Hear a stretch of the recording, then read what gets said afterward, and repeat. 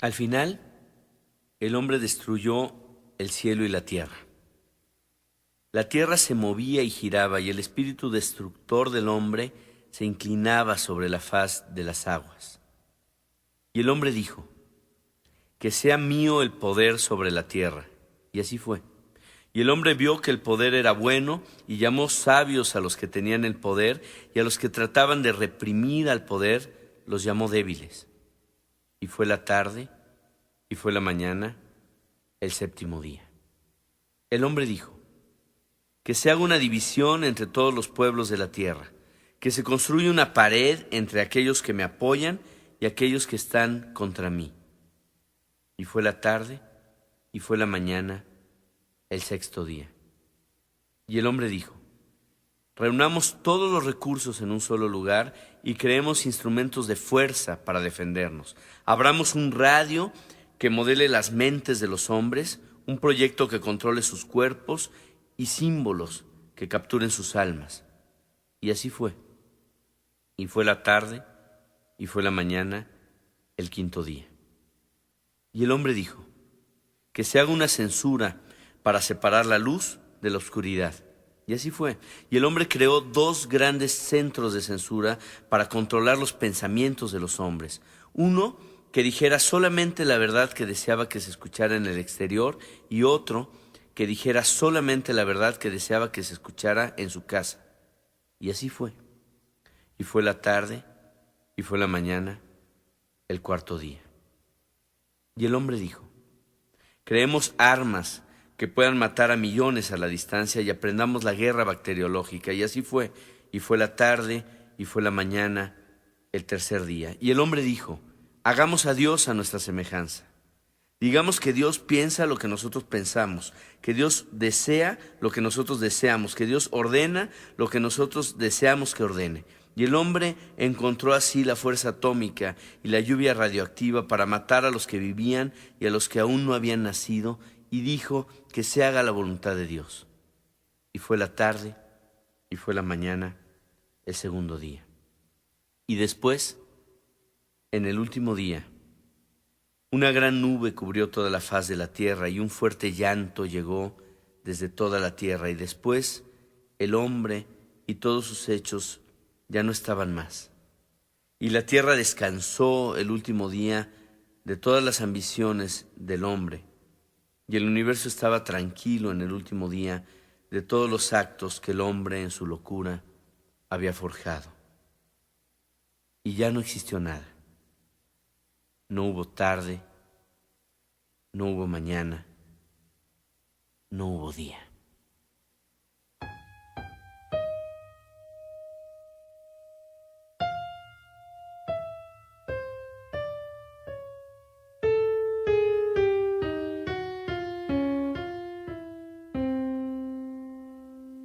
He querido comenzar este esfuerzo con este texto, un texto cimbrante, un texto terrible, paradójicamente queriendo sembrar esperanza, pero teniendo claro, este texto me lo regaló hace un tiempo un gran humanista que es el Rabino Ridner, que de alguna manera simbra porque refleja un mundo como el nuestro que está lleno precisamente de retos y de paradojas en el tema que hoy ponemos a la consideración de ustedes, que es el tema de la ética. Un mundo raro, un mundo en el cual una parte de la población hace dieta, otra parte de la población, la mayor, pasa hambre. Un mundo en el cual la mayor parte de los pobres son niños y la mayor parte de los niños son pobres. Un mundo en el cual hemos sustituido la brújula por el reloj. Esto significa que vamos rápido, quizás más rápido que nunca antes en la historia, pero no tenemos mucha claridad hacia dónde vamos. La mayor parte de los habitantes de un país, de una ciudad como la nuestra, tenemos reloj, pero no tenemos tiempo. Hemos sustituido también el valor por el precio, lo cual significa que todo aquello que no cuesta, que no cotiza en bolsa, que no produce, como la vejez, la poesía y el amor, son especies que están en franco peligro de extinción. Un mundo que presume la juventud y esconde la vejez. La esperanza de vida en México ha crecido significativamente y sin embargo vemos muchas organizaciones que no están dispuestas a emplear a nadie que tenga más de 40 años. Es decir, hemos dado años a la vida, pero no necesariamente vida a los años de nuestros viejos. Vivimos en una sociedad que se maquilla, que se pinta las canas, que ha cambiado el ser por el parecer. Esta es nuestra afición a lo virtual. Todo el mundo quisiera tener trabajo virtual, ir a la universidad virtual. La sexualidad virtual es impresionante, la demanda que tiene entre los adolescentes. Muchos europeos, en lugar de hijos, tienen perros, o sea, tienen hijos virtuales. Los llevan al restaurante, los llevan a la escuela. Un amigo y un compadre mío hace poco se mudó a Europa. Le costó trabajo conseguir un hotel en donde lo pudieran aceptar con su hija, y su sorpresa fue que al llegar precisamente se dio cuenta que una gran cantidad de hoteles te pueden aceptar con tu mascota. Y este mundo, el que trata a los animales como si fueran personas, es paradójicamente el mismo que trata a las personas como si fueran animales. Hemos hecho de lo desechable una cultura permanente, y de otras cosas que otros daban por permanentes, como la amistad misma, a veces como las personas, los hemos convertido en un objeto desechable. Hemos transgredido la frontera entre lo público y lo privado, invadimos la privacidad. Muchas veces los asuntos públicos se deciden y se discuten en privado, mientras los asuntos privados son objeto del ámbito de lo público. Por conocer la intimidad de los famosos, dejamos que los medios de comunicación violen la nuestra propia. Además, hemos sustituido la palabra por la cifra. Eso significa que si no aprendemos a mirarnos, a llamarnos por nuestro nombre, todos corremos el riesgo de convertirnos en un elemento estadístico, en un número más. Hemos globalizado la economía, pero no la ética. Y esto es lo que ha generado ese hombre existencialmente angustiado, que busca de nuevo la filosofía, la espiritualidad, la ética, para reencontrarse con ella y retomar el rumbo. Curiosamente, este mundo también está lleno de esperanza.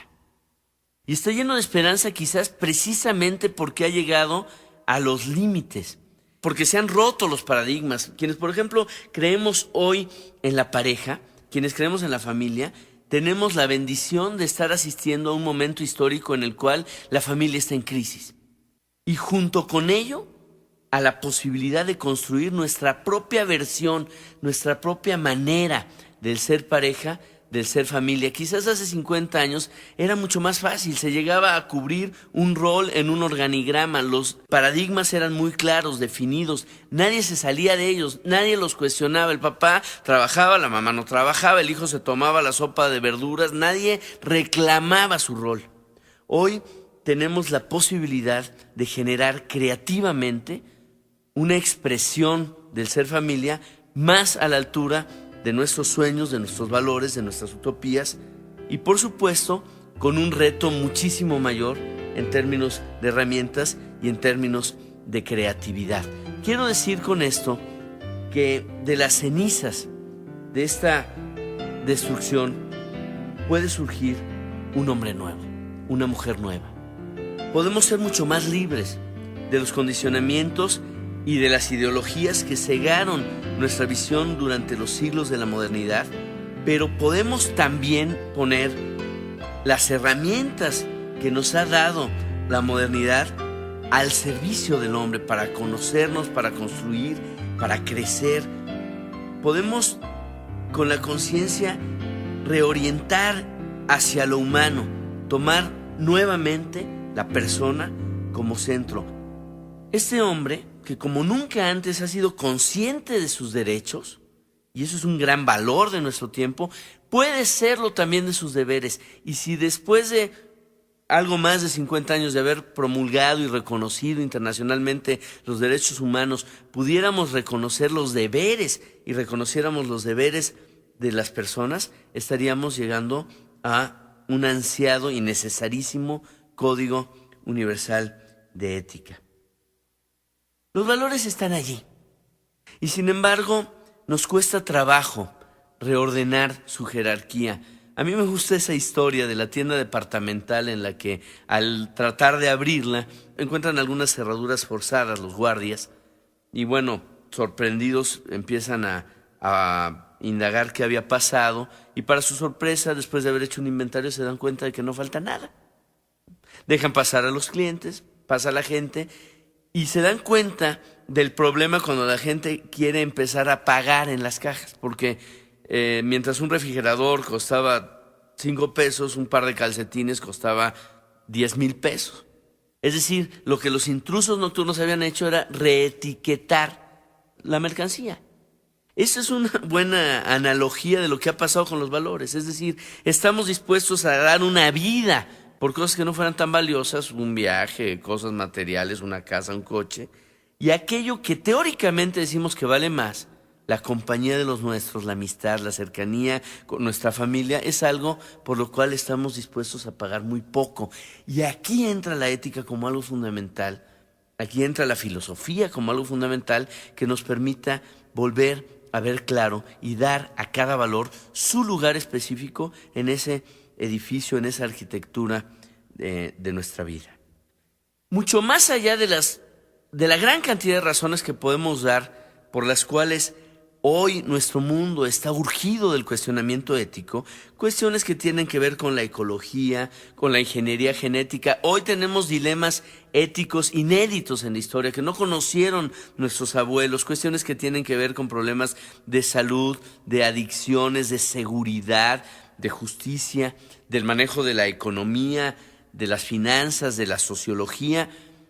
Mucho más allá de cuestiones históricas, hay algo en nuestro ser persona que hace que el tema de la ética sea fundamental, porque precisamente nosotros somos seres en proceso, seres que estamos convirtiéndonos en nosotros mismos, somos un proyecto de nosotros mismos, somos el único ser sobre la faz del planeta que puede influir, que puede construir lo que le fue dado como una simple potencialidad.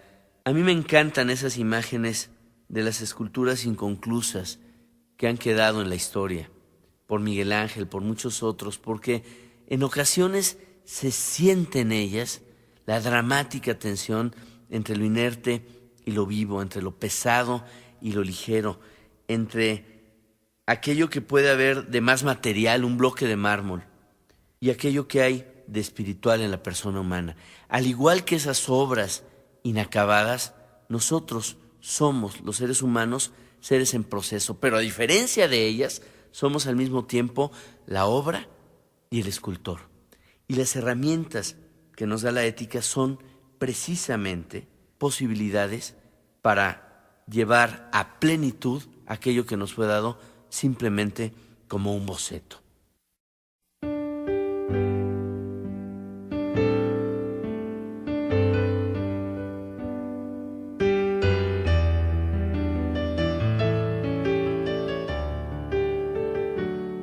Queremos compartir el pensamiento de Lawrence Kohlberg, en el cual se identifican 6 etapas en el desarrollo precisamente de la conciencia ética y en el desarrollo humano.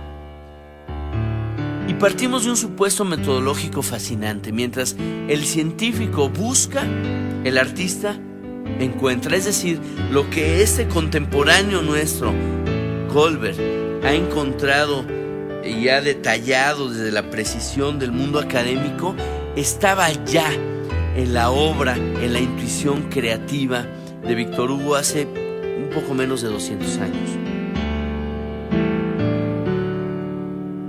Lo que propondremos en concreto es leer Los Miserables desde una óptica específica. De las muchas lecturas que se pueda hacer de esta obra maravillosa, estamos proponiendo una precisamente desde la óptica del desarrollo de la conciencia ética. Jean Valjean, el personaje principal de Los Miserables, es un hombre que ha pasado 19 años en la cárcel. De muy joven, y por ayudar a sus sobrinos en una situación terrible de miseria, había robado un pan. y después los intentos de fuga de la cárcel le habían ido multiplicando su sentencia hasta finalmente cumplir 19 años de trabajos forzados. Y en esta situación, además, teniendo que mostrar un pasaporte y teniendo que visar dicho pasaporte en cada lugar por el cual pasara, un pasaporte en el cual estaba marcado la palabra peligroso, se encuentra con su primer real anfitrión, alguien que acoge su persona y acoge su espíritu. Estoy hablando de Monseñor Myriel, un hombre que también tiene una historia detrás de conversión. Lo vemos ya al final de su vida. Trata por primera vez como una persona a Valjean. Lo invita a comer, pone sus mejores manteles, sus mejores cubiertos, prepara una cama con sábanas blancas para Valjean. Y sin embargo, para sorpresa de todos, Valjean roba la platería del obispo Myriel y sale disparado en la noche, en el transcurso de la noche. ¿Qué pasa en el corazón de Valjean? Él está viviendo lo que para Colbert es una primera versión de la ética y lo que para todos nosotros quizás ha sido una primera versión de la ética del premio y el castigo, una ética en la cual para nuestra conciencia bueno es aquello por lo cual me pudieran premiar, malo es aquello por lo cual yo pudiera recibir un castigo, pero en la cual lógicamente yo no soy el agente ético, sino que el agente ético se convierte precisamente es una tercera persona, precisamente la autoridad que define lo premiado y lo castigado, aquello que se vale, aquello que no se vale. Y esta autoridad podrían ser nuestros padres, nuestros maestros, cualquier otra persona, normalmente una figura de autoridad. Entendamos a este hombre, 19 años bajo la tutela muy estrecha de un guardia, en trabajos forzados, la primera vez que él siente esa libertad de esa estrecha supervisión, entonces en su código moral del premio y el castigo, todo se vale. Y él va y se roba la platería del obispo. Para su mala suerte, al día siguiente hay quien lo descubre y lo pone a disposición otra vez de este obispo. La respuesta que recibe de este hombre es algo que marca para siempre su existencia y que le permite decidir hacer de su vida un testimonio de desarrollo personal, un ascenso ético permanente. El obispo, pudiéndolo consignar, lo han llevado unos gendarmes frente a él, lo ponen a su disposición, le dicen: aquí está este hombre y aquí están los cubiertos de plata que le ha robado. Lo mira y le dice: ¿por qué no les dijo que yo se los había regalado? Además, olvidó los candeleros, que también se los había regalado. ¿Por qué los olvidó?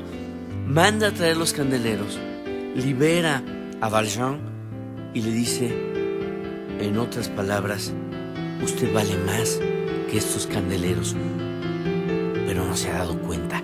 Vaya y dése cuenta de ello. Con estos candeleros yo estoy comprando su alma. En la primera fase de nuestro desarrollo moral, en esta etapa de premio y castigo, el juego muchas veces se llama huir y esconderse. ¿Por qué? Porque si el depositario, si el agente moral, el agente ético es una tercera persona, si yo pudiera, por lo menos esa es mi ilusión inconsciente, esconderme de dicha persona, entonces todo se valdría, no habría reglas. A muchos de nosotros nos educaron diciéndonos: de Dios tú no te puedes esconder.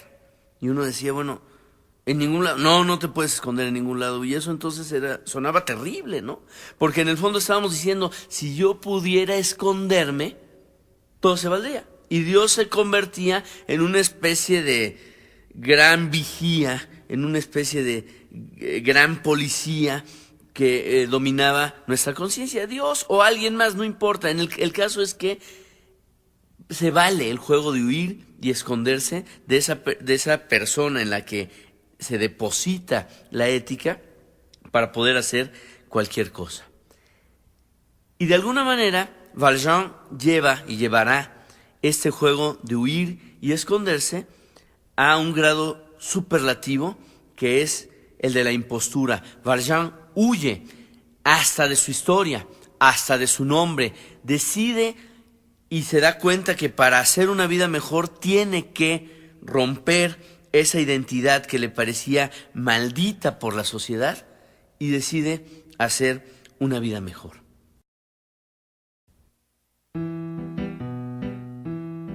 La segunda fase de nuestro desarrollo ético, de acuerdo a Colbert, es una ética que pudiéramos denominar de mercado.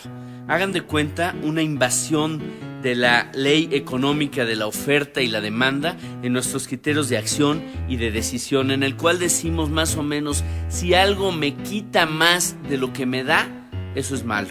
Si me da más de lo que me quita, eso es bueno. Podemos dar, y cuando estamos en esta fase, nunca lo haremos de manera libre y desinteresada. Siempre va a haber un interés. Si el juego en la primera fase se llamaba huir y esconderse, acá se puede llamar una especie de frío intercambio de favores en el cual siempre se esconde nuestra conveniencia.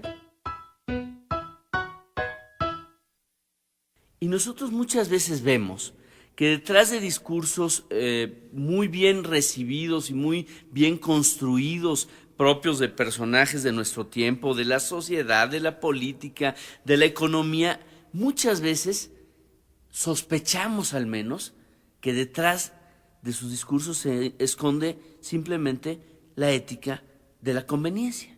Así lo veía en su tiempo Víctor Hugo. Víctor Hugo se daba cuenta que detrás de los códigos aceptados por la moralidad de su sociedad, muchas veces se escondían personajes que estaban encubriendo simplemente un juego económico de conveniencias. Quien encarna en Los Miserables este segundo nivel no es un solo personaje, sino una familia, la familia Thénardier. Esos señores Thénardier cumplen con todos los códigos morales de su época, a diferencia de Jean Valjean, que vive solo, que es prácticamente un paria, que huye permanentemente de la justicia. Los Thénardier son personajes identificados, son personajes que viven en familia, a diferencia de Valjean, son personajes patriotas. Monsieur Thénardier ha luchado por defender a su país junto con las tropas napoleónicas, y además parecen estar dispuestos a ayudar en cualquier momento a una persona que caiga en desgracia. Y así ocurre. Fantine, que es una madre soltera que necesita encontrar trabajo para mantener a su hija Cosette, como buena madre soltera, Fantine da un testimonio enorme de amor a la vida, de valor. Sin embargo, en la época se les trataba muy mal a las madres solteras, era mal visto darle trabajo a una madre soltera. Por eso Fantine tiene que trabajar para mantener a Cosette, pero tiene que esconder a Cosette para poder encontrar un trabajo. Y se encuentra con esta familia que tiene 2 hijas más o menos de la misma edad y que están dispuestos a cuidar de Cosette, aparentemente sin ningún interés de por medio. Cosette en realidad es muy maltratada por la familia Thénardier. Y es importante contar un poco más de la historia para darnos cuenta a qué grado llega o en qué momento es totalmente denunciada su ética, su código ético, que es precisamente el de la ética de mercado. Valjean, hemos dicho que ha llevado el juego de huir y esconderse al nivel superlativo de la impostura. Él rompió su identidad, él ya no quiso llamarse Jean Valjean, él se inventó un nombre nuevo. Él dijo, yo ya no me voy a llamar así, ahora me voy a llamar de otra manera, me voy a llamar Monsieur Madeleine. Y este señor Madeleine se va a otra ciudad a donde él piensa que no puede ser localizado por la justicia, se convierte en alguien que quiere hacer una vida distinta, una vida nueva, trabaja, se convierte en un empresario de aquel lugar, incluso por petición de la comunidad se transforma en el alcalde de la comunidad. Y a esa fábrica que tiene Jean Valjean bajo la impostura de Monsieur Madeleine llega precisamente Fantine. Alguien descubre que es una madre soltera, recomienda al alcalde que la corra y finalmente la corren. Y la vida de Fantine va cayendo crecientemente en desgracia. No tiene trabajo. Para ese entonces los Thénardier prácticamente la extorsionan por la manutención de Cosette, le inventan necesidades que no tiene para obtener más dinero de esta madre en desgracia. Ella tiene que ver la manera de mantenerla, no encuentra cómo, se encuentra desesperada, vende su cabello a alguien que le interesa tenerlo, se prostituye, cae en la cárcel, es liberada de la cárcel por el propio alcalde de la ciudad, que sabemos que es Jean Valjean. Y en el momento en que ella cae gravemente enferma y su historia queda clara a los ojos del alcalde, entonces este hombre decide ayudarla. Se siente responsable de Fantine y de Cosette y promete a la madre cuidar de la hija. Y cuando el alcalde Madeleine va a buscar a la familia Thénardier a Cosette, lo cual era la voluntad de su madre, entonces queda desenmascarada su lógica ética, porque ellos empiezan a comerciar con la niña y buscan sencillamente obtener el mayor beneficio económico de aquello que en su momento parecía un acto desinteresado. Es importante notar que la segunda fase es superior a la primera, y es superior precisamente porque aquí ya somos nosotros los agentes, los actores, quienes decidimos, los sujetos de nuestra ética. En el primer nivel, en el de la ética del premio y el castigo, la autoridad, una tercera persona, es quien finalmente consideramos el agente ético. Aquí ya nos hemos adueñado, ya somos sujetos de nuestra propia moralidad, aunque quizás lo somos todavía con un criterio muy mezquino, muy egocentrista, muy cuestionable. Sin embargo, somos nosotros ya quienes estamos decidiendo. Si en el primer nivel la ética es el premio y el castigo y en el segundo nivel es la conveniencia, el tercero es la ética de la membresía, la ética de la afiliación, de la pertenencia. Aquí el criterio, hagan de cuenta, es una situación muy adolescente. El criterio va a ser lo que mi grupo de pertenencia diga, yo lo voy a aceptar. Voy a validar mis dilemas éticos frente a ese grupo de pertenencia. Un adolescente cuyos padres le han advertido del peligro de las drogas, en realidad no va a validar con sus padres, sino con su grupo de pertenencia, la decisión de, por ejemplo, experimentar con las drogas o no experimentar con ellas. Y fíjense ustedes cómo todo grupo de pertenencia, cualquiera del que nosotros formemos parte, a nivel laboral, a nivel social, tiene siempre, de manera escrita, normalmente de manera no escrita, reglas de admisión, de pertenencia, que se convierten en un criterio ético. Dichos grupos premian con membresía lo que los fortalece y castigan, ya sea con la expulsión o con la degradación, aquello que amenaza o desestabiliza al grupo. Pongámonos en una situación adolescente. No era lo mismo, por ejemplo, ser el mejor amigo de alguien o ser simplemente su amigo, pertenecer o no pertenecer al grupo. Era una necesidad psicológica muy honda, pero que tiene que ver siempre con nuestra conducta. Y a mí me parece que, en primer lugar, hay que notar la superioridad del nivel tercero con respecto al segundo. Aquí ya hay un sentido del otro. En el nivel 2, por supuesto que no lo hay. Aquí ya hay un sentido del otro. Si quieres, muy parcial, es muy faccioso, es muy de grupito. A veces a ese nivel se le ha comparado con la ética de la mafia. Hacia adentro, lealtad absoluta. Hacia afuera del grupo se vale todo. Por eso, curiosamente, la lealtad, la complicidad es un valor muy fuerte en el tercer nivel.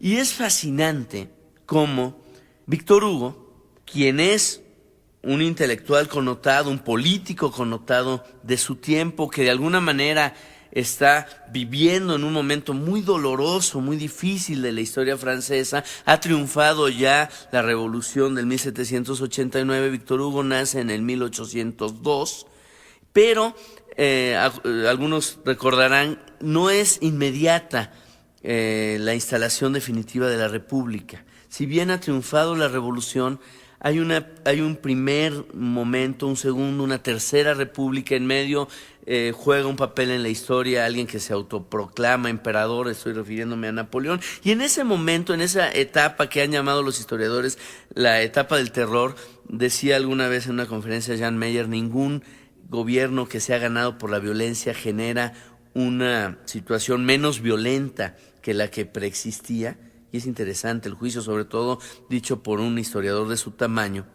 Bueno, pues en ese entorno se encuentra Víctor Hugo, de alguna manera luchando también a través de la literatura por los ideales republicanos. Pero lo que es apasionante es que los personajes a los que pone a luchar por los ideales republicanos y liberales de su tiempo no es a grandes literatos y políticos como era el propio Víctor Hugo, es decir, no se pone a sí mismo en su obra. Y fíjense cómo toda obra grande trasciende la ideología de su creador. La peor literatura y la mejor literatura están divididas precisamente por la ideología. Víctor Hugo pone ciertamente a luchar por esos ideales sencillamente a un grupo de jóvenes que queda muy claro que no entienden a nivel conceptual ni tienen una claridad absoluta de lo que implican los ideales republicanos, ni muchísimo menos, pero tienen la energía y el valor de la juventud, tienen esa generosidad enorme hacia su grupo, tienen una enorme necesidad de reconocimiento y pertenencia hacia su grupo, y estos son nuestros nivel 3 en la obra de Víctor Hugo. Jóvenes que están en esa membresía, jóvenes que castigan como nada los errores en contra de la lealtad, jóvenes cuyo valor fundamental es la pertenencia. La cuarta fase, como se desarrolla nuestra conciencia ética, es lo que nosotros pudiéramos llamar la ética de la norma. Frente a un dilema, frente a una dificultad, a la necesidad de juzgar éticamente una situación o una actuación en una toma de decisiones, un nivel 4 va a recurrir siempre a una norma. Y la superioridad del nivel 4 con respecto al tercero es que la norma ya no es una norma nada más de ese pequeño grupito, es una norma y por característica de la norma es de aplicación universal, aplica, digamos, a todos. De alguna manera, el nivel 4 confunde el ámbito ético y el ámbito jurídico. Para él no existe justicia más allá de las leyes, ni leyes injustas. Todo puede estar organizado racionalmente en principios éticos universales. Tiene un gran respeto por las tradiciones, un espíritu más bien conservador y, por supuesto, le resultan amenazantes todas las reformas que puede haber, los cambios que puede haber a la norma. No siempre la norma positiva, no me estoy refiriendo nada más al derecho positivo, sino simplemente a una norma genérica de conducta. Por eso, en la obra de Los Miserables, quien encarna el nivel 4 tiene que ser un hombre de ley, un hombre que ha hecho de su vocación el cumplimiento de las leyes. Y me estoy refiriendo al inspector Javert, este hombre de un gran celo legal, de una intuición policíaca impresionante, que le ha tocado custodiar hace muchísimos años allá en Toulon, en trabajos forzados al bueno de Jean Valjean, a cuyos oídos obviamente ha llegado el que Valjean ha roto su libertad condicional. Esta ruptura de este papel en las leyes de la época le valía la cadena perpetua a Valjean, y esto por supuesto lo sabía Javert, y Javert, con un profundo sentido de intuición policíaca y de ley, va siguiendo el rastro de este fugitivo y curiosamente llega a ese pequeño poblado, Montreuil-sur-Mer, donde hemos dicho que Valjean, bajo la impostura de Monsieur Madeleine, es el alcalde. Y se vuelve, curiosamente, su inspector de policía. Contemporáneamente, diríamos que le reporta a Valjean. Y hay una escena que tiene un poder muy fuerte, iconográfico en la obra, y que a mí me parece muy simbólica, muy significativa, en donde se muestra la intuición legal de este personaje que yo he ido aprendiendo a querer, que es este gran nivel 4, el inspector Javert. Un hombre que haya atrapado en su propia carreta al estar haciendo una compostura, está realmente en aprietos, alguien da cuenta al alcalde de lo que está pasando y él da un testimonio impresionante de fuerza física y de fuerza moral al ponerse por debajo, deshacerse de su impostura por un momento, quitarse aquel sombrero, aquel disfraz, ponerse por debajo de la carreta y lograr subirla para que alguien pudiera liberar a este hombre en desgracia. Javert sencillamente reconoce que solo hay un hombre capaz de tal fuerza. Una de las características del personaje Valjean es su enorme fortaleza física. Ha estado en trabajos forzados 19 años. Curiosamente, los mismos 19 que después de haber escrito la obra, Víctor Hugo vivió en el exilio. Vale la pena contar el dato. Para los ojos de Javert, que son los del nivel 4, la escena de la carreta simplemente confirma una sospecha, le da más datos a su intuición legal. Ese hombre debe de ser Jean Valjean, y lo denuncia en una comisaría de París, en donde no le creen demasiado, porque finalmente el alcalde Madeleine ya gozaba de cierta fama pública. Y en este momento andan cuando una persona que ha caído en la cárcel por haber robado unas manzanas es confundido por los antiguos compañeros de prisión de Jean Valjean con el propio Jean Valjean. Han pasado muchos años, hay un cierto parecido físico. Estos prisioneros denuncian al prófugo Jean Valjean. Esto llega a los oídos del gran celoso de la ley, que es el inspector Javert. Por supuesto, él no cree esta hipótesis porque la suya era diferente, pero va a ver con sus propios ojos a aquel prisionero y cae en la misma confusión en la que habían caído todos. Y vale la pena analizar la reacción de Javert frente a esta situación, porque en ella queda muy claro lo que significa la ética de la norma. Javert cree en ese momento ser un transgresor de la ley. Paradójicamente, en su afán de cumplir la ley, siente haberla roto. Esta hipótesis lo convierte en un difamador, en alguien que ha calumniado a su propio jefe. ¿Qué es lo que pide?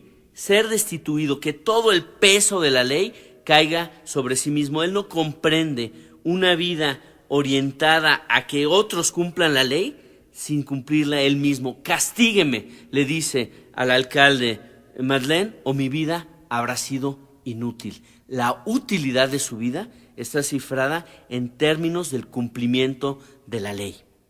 Lo que no sabe Javert es el terrible, el desgarrador dilema ético en el que en ese momento mete al propio Jean Valjean. ¿Por qué? La persona que ha sido confundida con él, ha sido injustamente incriminada, está a punto de ser juzgada. Está a punto de ser juzgada y parece que hay muchas probabilidades de que sea condenado. Y Valjean se da cuenta que eso es una gran oportunidad para él. Es decir, él puede en este momento coronar su impostura, volverse ya oficialmente el alcalde Madeleine. En ese momento, además, podría comprobar que Javert es quien se ha equivocado y él haría esa vida buena que él está pretendiendo hacer. Él sería ya finalmente el alcalde para siempre. Y lo otro, bueno, Valjean quedaría como un expediente allá, se convertiría pues todo esto en una verdad jurídica, pero no puede, por otro lado, dejar de ver que eso implicaría precisamente que alguien sufriera injustamente una cadena perpetua por el simple hecho de haber sido confundido consigo mismo. Esa noche, Valjean no puede sencillamente dormir. Tiene un conflicto terrible de identidad. ¿Quién soy yo? ¿Soy ese hombre, el alcalde Madeleine, por el cual he luchado ser? ¿Es esta vida que yo he tratado de conquistar? ¿O aquel nombre que parecía quizás una maldición del destino, que fue aquel con el que mis padres me bautizaron. ¿Quién soy yo? ¿Qué debo hacer? El dilema lo desgarra. Así describe Víctor Hugo ese dilema. Por primera vez, después de 8 años, aquel hombre desventurado acababa de sentir el sabor amargo de un mal pensamiento y de una mala acción, y lo arrojó con asco. Continuó interrogándose, y se preguntó severamente qué era lo que había entendido al dar por conseguido su objeto. Reconoció que efectivamente su vida tenía un objeto, pero ¿cuál? ¿El de ocultar su nombre? ¿Engañar a la policía? ¿Y era por una cosa tan insignificante por lo que había hecho cuanto había hecho? ¿No existía acaso otro objeto grande y verdadero? Salvar no su persona, sino su alma. Ser nuevamente honrado y bueno, ser un justo. ¿No era esto por ventura y esto solo lo que él únicamente había querido, lo que el obispo le había recomendado? Cerrar la puerta a su pasado, pero no la cerraba de aquel modo, no la cerraba, volvía a abrirla con una acción infame. Volvía a ser ladrón y el más odioso de los ladrones. Robaba a otro su existencia, su vida, su paz, su parte de sol. Se convertía en asesino. Mataba moralmente a un miserable. Le infería esa muerte espantosa de los vivos, esa muerte a cielo abierto que se llama presidio. Por el contrario, entregarse, salvar a aquel hombre víctima de tan funesto error, recobrar su nombre, aparecer otra vez por deber al presidiario Jean Valjean, eso era verdaderamente llevar a cabo su resurrección, cerrando para siempre el infierno de que salía. Caer aparentemente en él era en realidad salir de él, y eso era lo que convenía hacer.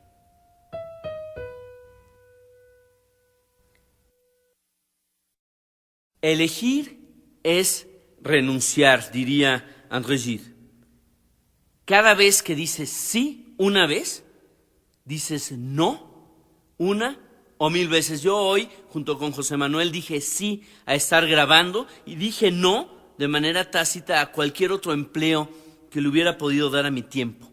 Y renunciar es angustiante para el ser humano, renunciar angustia. Muchas veces nos angustia al grado de paralizarnos, de no querer tomar opciones y de no caer en la cuenta que paradójicamente no elegir es una elección. Sartre diría, estamos condenados a ser libres, porque algunas veces elegimos no elegir. Elegir sin renunciar divide al ser humano. Si yo estoy aquí pensando que debiera estar en mi oficina o con mis hijos o con mi esposa o haciendo cualquier otra cosa, en realidad no estaría aquí realmente, pero mi drama sería que no estaría tampoco con mis hijos, ni en mi oficina, ni con mi esposa.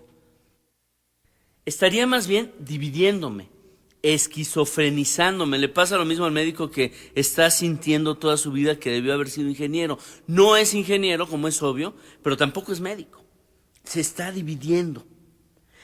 Por otro lado, renunciar sin elegir disminuye al ser humano. Esta es la ética del no, la ética que es consciente de sus renuncias. No robarás, no matarás, no mentirás, no harás, no. Pero ¿cuál es el sí que fundamenta, que da sentido a todas esas renuncias? Una persona, por ejemplo, que ha definido un proyecto de vida, que ama apasionadamente a alguien, evidentemente no le roba y no lo engaña, pero su corazón no está puesto en la renuncia, sino en la elección. Por eso no se disminuye. Es una ética afirmativa, es la ética del sí, es la ética que me hace crecer. Y es que elegir constituye, me constituye. Uno adquiere un parentesco ontológico con las decisiones que ha tomado en la vida. A veces nos infringimos el castigo de pensar ¿qué hubiera sido mi vida si en lugar de elegir tal cosa hubiera elegido tal otra? Si en lugar de casarme no me hubiera casado, o me hubiera casado con otra persona, hubiera estudiado otra carrera, o no hubiera tenido hijos, en fin. En realidad, la única respuesta real a esa especulación es no sé. porque esa persona no serías tú. Tú eres resultado de lo que sí elegiste. Las elecciones que fuiste tomando, las fundamentales de tu vida, te fueron haciendo lo que eres. Si yo elijo tener hijos, eso me transforma en padre, me marca indeleblemente, existencialmente como padre. Elegir, pues, me hace, me constituye. Y por eso quizás el origen de la angustia. En el fondo intuimos que no estamos optando entre hacer una cosa y hacer otra cosa, sino que estamos jugando nuestra existencia. Estamos optando entre ser determinado tipo de persona y ser determinado otro tipo de persona. Aquí vemos desgarrarse a este hombre maravilloso que es Jean Valjean. Lo vemos desgarrarse entre la mitad de su historia y la otra mitad. Hay quien me ha dicho, y esto viene bien como un paréntesis, dos interpretaciones, dos lecturas que me parece que tendríamos que trascender sobre la obra de Los Miserables. Por ejemplo, quien dice, bueno, ya entendí, entonces el malo es Javert y el bueno Valjean. Por supuesto que no va por ahí. Pero la otra que hay que trascender es, y me lo han dicho algunas veces, he escuchado el comentario, qué mala suerte tuvo Jean Valjean de tener a un hombre del celo, de la capacidad, de la intuición, de la necedad, de la terquedad de un Javert que lo persiguiera por tantos y tantos lugares, por tantos y tantos años. La verdad es que psicológicamente, y aquí me voy a referir un poquito al concepto de Jung, al concepto junguiano de sombra, un personaje es la sombra del otro. Quien atrapa a Jean Valjean no es Javert, sino su propia historia, su propia impostura, ese papel que había dejado roto, ese nombre que había querido dejar atrás, es quien lo está interpelando. Existe en realidad una íntima enemistad entre los personajes. Javert admira la libertad de espíritu de Valjean, pero Valjean también admira la condición de hombre legal, de hombre público, de hombre transparente de Javert. Ambos son, de alguna manera, el anverso del mismo personaje. De alguna manera uno refleja, sigue, hace la sombra del otro. La decisión de Valjean es conmovedora. Este dilema lo lleva a sus últimas consecuencias. Él siente que es mejor rescatar a aquella persona que ha sido incriminada injustamente por haber sido confundida consigo mismo. Él va y precisamente en una sesión de aquel juicio, frente al tribunal y frente a los ojos de todos, se desnuda y dice al juez: yo soy el hombre al que usted busca, yo soy Jean Valjean. Para Javert, leamos esta revelación desgarradora, impresionante a los ojos de un nivel 4. Para Javert es simplemente la confirmación de una hipótesis y el feliz término de una búsqueda también de muchísimos años. Su vida no ha sido en vano. Él ha buscado que se cumpla la ley, ha perseguido a ese prófugo de la justicia y ahora Javert le puede decir al mundo que no estaba loco, que tenía razón. Y por supuesto va detrás, una vez más, va detrás de Jean Valjean y lo encuentra en el lecho de enfermedad, en el lecho de muerte, de hecho, de aquella madre soltera de la buena de Fantine, prometiéndole lo que hemos dicho que le ha prometido, el cuidar a la niña. Intenta nuevamente arrestarlo, pero entonces pasa algo terriblemente significativo en la conciencia de Valjean, que es precisamente lo que nos hace sentir de manera existencial la necesidad de liberarnos del nivel 4 y de trascender a un quinto nivel. ¿Qué pasa? Habiendo liberado a quien ha sido incriminado por haber sido confundido con él, mediando entre Fantine y él la promesa de cuidar a la niña, entonces Valjean ya no le ve sentido. Se acababa de entregar a la ley, pero en ese momento ya no le ve sentido a entregar su vida en una cadena perpetua cumpliendo una ley que en ese momento a todas luces le parece injusta. Pero para encontrar una ley injusta necesitamos haber trascendido el nivel 4, en el cual hemos dicho el ámbito jurídico y el ético se identifican plenamente.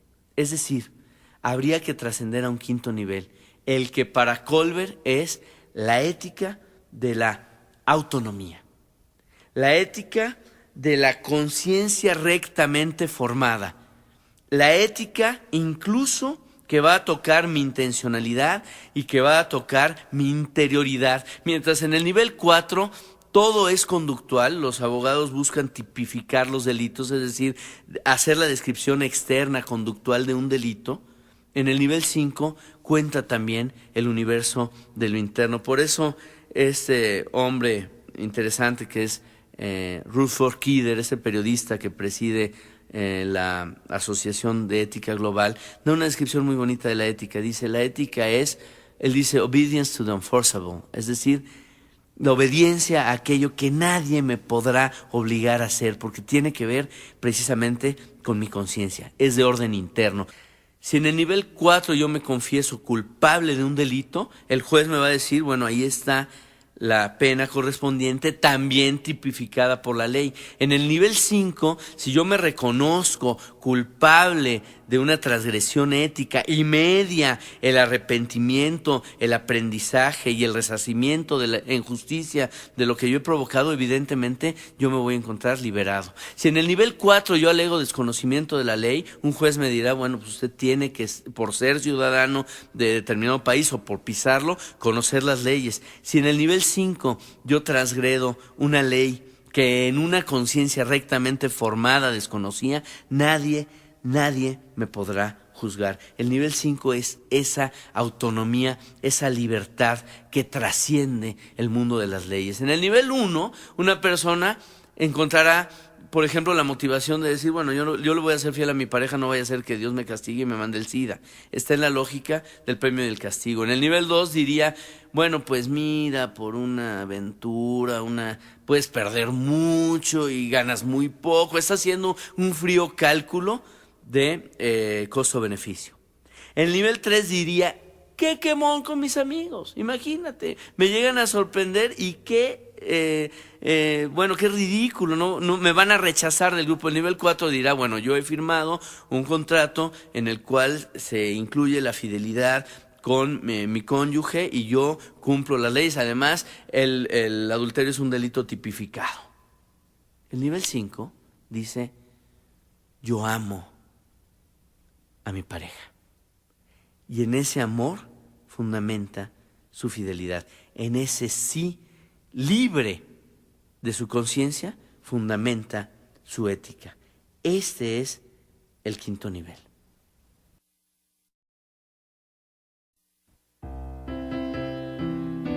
Quizás a ustedes les pase algo que a mí me pasó cuando empecé a estudiar a Colbert. Yo en realidad no pensaba, habiendo comprendido el quinto nivel, necesario un sexto. Sabía que existía, pero no podía realmente imaginarlo, ni siquiera imaginarlo como necesario.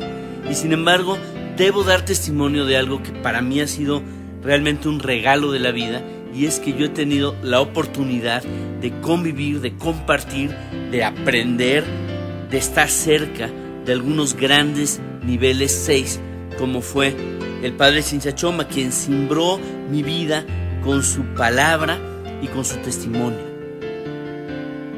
Voy a compartir una anécdota contada por el propio Chinchachoma que a mí me conmovió hondísimamente, no sin antes aclarar, porque vale la pena, que hablar de ética no es exactamente, es más, no es lo mismo que hablar de religión. Nosotros, por ejemplo, cuando fundamos Alianza por los Valores, compartíamos con católicos, con judíos, con agnósticos, con ateos. Y créanme, en este tipo de ideas no tendríamos ninguna dificultad. Hago la aclaración porque obviamente estoy citando a un hombre de fe, que es el bueno del Chinchachoma, pero no lo estoy citando en su dimensión religiosa, sino en esa faceta de la espiritualidad que es puramente la dimensión ética.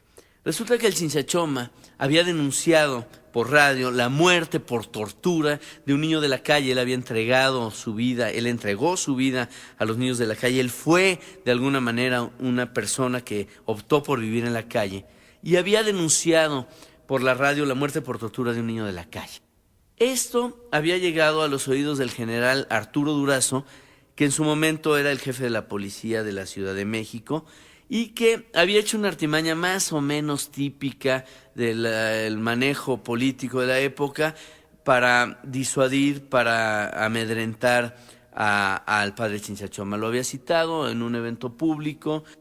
Chinchachoma siempre iba acompañado de algunos de sus hijos, de los niños de la calle, como queriendo decir, si los aceptan a ellos, invítenme, y si no, ni siquiera me inviten. Y lo habían sentado al final de aquel recinto, y entonces el Durazo en un momento dado tomó la palabra y dijo algo así, se lo podrán imaginar algunos, un discurso más o menos típico, en el cual dijo: padre Chinchachoma, yo he escuchado y agradecido la denuncia que usted presentó cívica y valientemente frente a los medios de comunicación, pero he llevado esta investigación a sus últimas consecuencias. Personalmente me he encargado de que así sea, para que caiga quien caiga, ya sabrán, y he descubierto, termina diciendo Durazo, que usted estaba equivocado, que había tenido mala información y que eso no ocurrió así.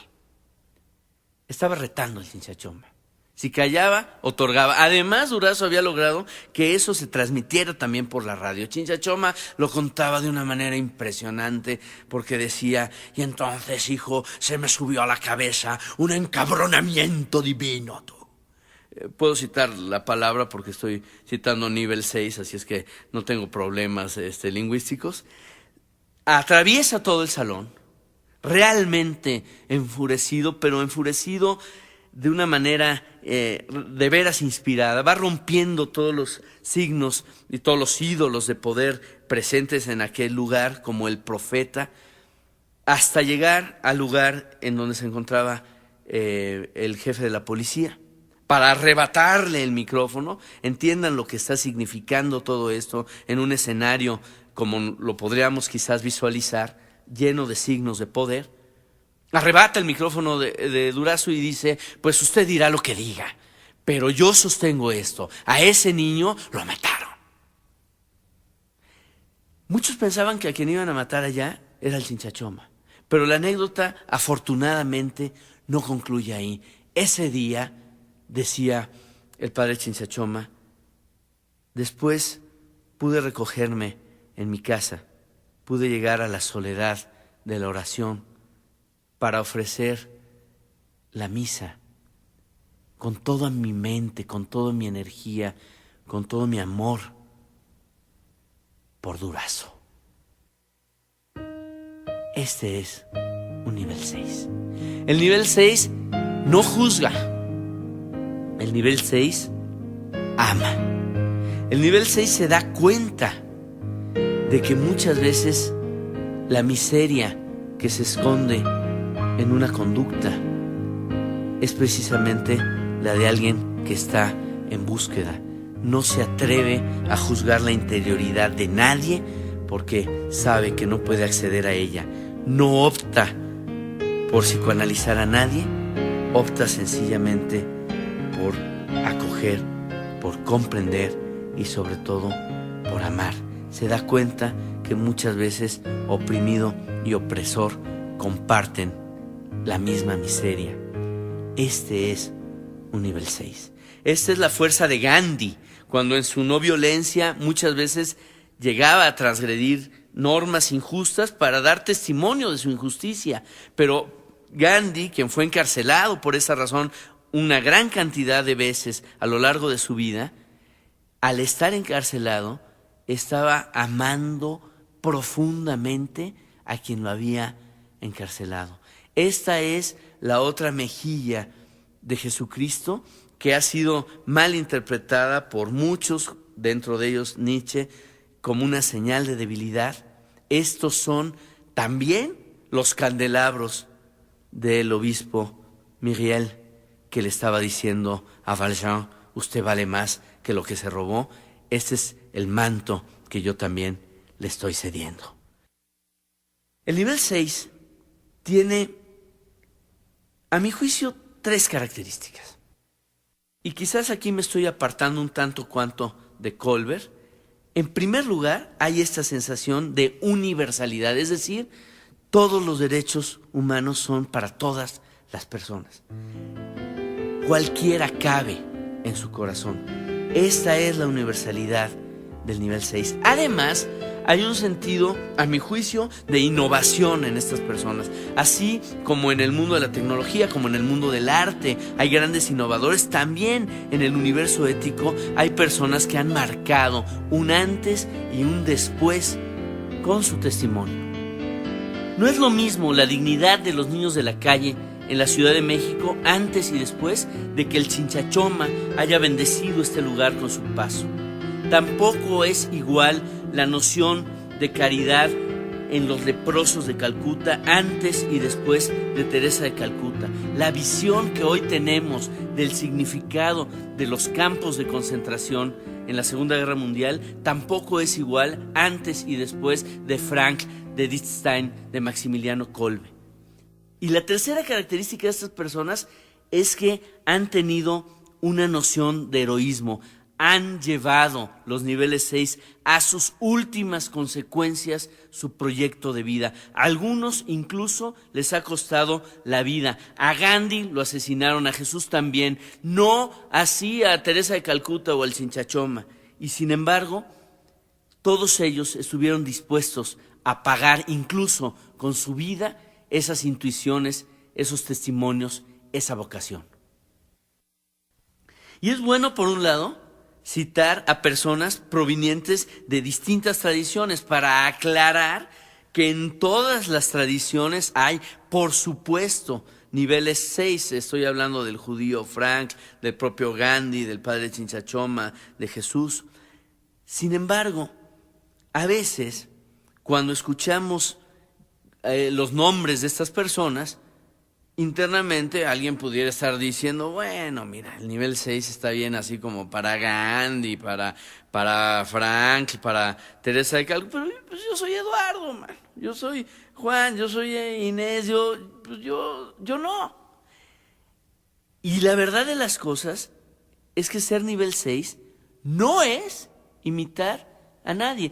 No se trata de ser Teresa de Calcuta, se trata de ser tú mismo, yo mismo. Se trata de ser la mejor versión de nosotros mismos. Se trata de atender a la vocación de ese proyecto de vida que simplemente te fue dado como un boceto, pero que tú puedes hoy llevar a su máxima realización. Se trata de atender a la vocación que tú y yo traemos dentro. Eso es finalmente un nivel 6. Y es muy interesante entender que el propio Jean Valjean, nuestro personaje, ese cuya historia hemos seguido, llega también al nivel 6. Hay un momento de la historia en el que, en un conflicto entre los estudiantes, en una barricada, sorprenden a Javert y lo ponen a la disposición y a merced de Jean Valjean. No solo eso, sino que le piden que lo mate. Y él lo lleva a un callejón afuera, y a pesar de la petición del propio Javert, lo indulta. Da un tiro al aire y le dice, Javert, váyase, ¿no? Yo no soy nadie, quizás estaría diciendo, para matar a este hombre. Si uno es la sombra del otro y Valjean lo mata, en realidad está matando una parte de sí mismo. Él no puede juzgar, él sencillamente ama, incluso a ese hombre que lo ha perseguido durante toda su vida. La lógica de Kohlberg es muy interesante porque Kohlberg dice que uno no puede comprender racionalmente más que un nivel o quizás 2 arriba del cual uno se encuentra.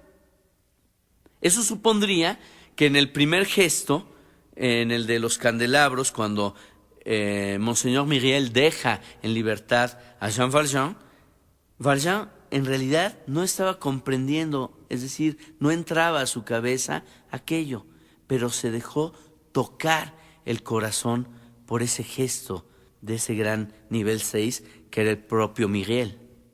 A Javert le pasa justamente lo contrario. Él sí comprende, entra a su cabeza racionalmente, le cabe lo que es el testimonio de Valjean, y sin embargo no permite que dicho testimonio entre en su corazón. Y esa es la desesperación de Javert. Fíjense ustedes, ni en la escena de la carreta. En la escena de la carreta reconoce su fuerza física, pero no su fuerza moral. Cuando no accede a despedirlo, y aun cuando Javert le está pidiendo el despido. En la corte, cuando se entrega para liberar a alguien que ha sido incriminado injustamente. Ni siquiera en el hecho de muerte de Fantine, Javert es capaz de dejarse tocar el corazón por el testimonio de este hombre. Ahora, frente a este indulto, esto sí ya le parece a Javert sencillamente insoportable. Por eso, Javert, su vida no solo termina dramática, sino trágicamente. Javert se suicida. Y acá Víctor Hugo también dice algo: miserable, éticamente, no es, desde mi juicio, y esta es quizás la tesis, no es quien tiene mala fortuna, sino aquel que, habiendo tenido señales de la vida, no puede volcar su corazón, no puede dilatar su corazón para acceder a esos llamamientos, a esos llamados maravillosos que nos puede hacer la vida en dilemas fundamentales de nuestra existencia. Yo no sé si esta reflexión, que se enriquece bellísimamente con la música de José Manuel Fernández, y además para mí tiene sentido simplemente por el gusto de estar con él, tenga sentido, signifique, para ustedes que nos hacen favor de acompañar esta reflexión.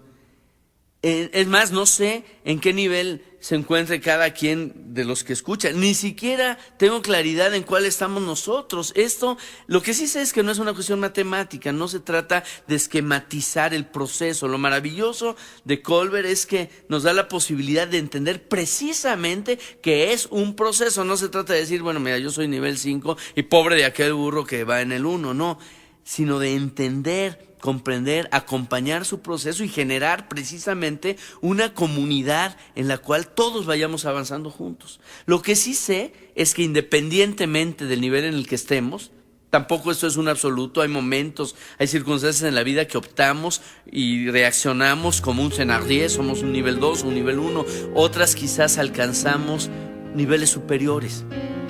Lo fundamental es que sepamos que elegir es renunciar, es decir, que cualquier nivel tiene un beneficio secundario al que hay que tener que renunciar para hacer, como el bueno de Valjean, de nuestra vida, la historia de un ascenso ético, pero sobre todo para no traicionar esa vocación de persona que cada uno de nosotros somos.